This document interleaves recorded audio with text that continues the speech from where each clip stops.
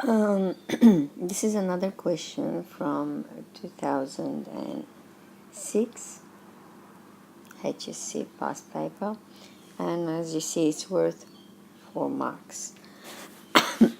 With this one, you need to do the first step, which is a help for us to be able to find the shaded area that's bounded between the curve y equal tan x and x equal pi on 4, which is that one, and the straight line y equal x.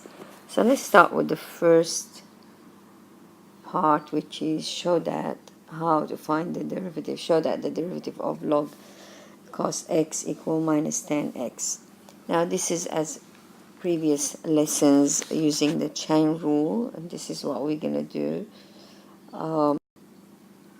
Use the chain rule, which is, or as we call it, function of a function, dy dx equal dy du times du dx. Okay, having y equal log e cos x, first of all we're going to say let u equal cos x. So that makes du dx, as we all know, it's a minus sine x, and leaves us with y equal log eu, and therefore dy du is equal 1 on u. In this case, u is cos x, so therefore it would be 1 over cos x. Moving on to the next slide, we will be, therefore, dy dx is equal to 1 on cos x times minus sine x, which again, we all know that sine x over cos x equal to tan x, therefore it's equal to minus tan x.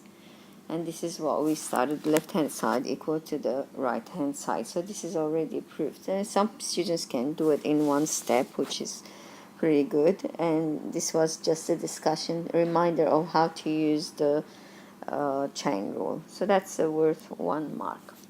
Okay, the next part. We need the help of the first part in order to integrate and find the shaded region. So therefore the shaded region in this case is starting from integrate. The shaded region is from 0 to pi on 4, because as we said, it's bounded as well by the line x equal pi on 4, therefore it's 0 to pi on 4, and again it's the top graph minus the lower graph, all dx. Substituting, the top graph in our case is tan x, and the lower graph is the equation of a straight line, which is y equal x and dx. Now from part 1, we know that derivative of log x, derivative of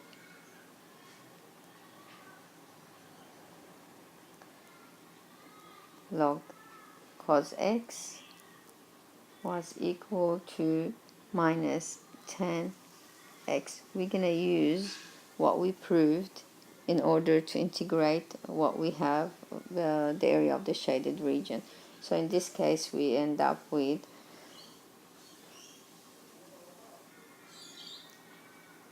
minus log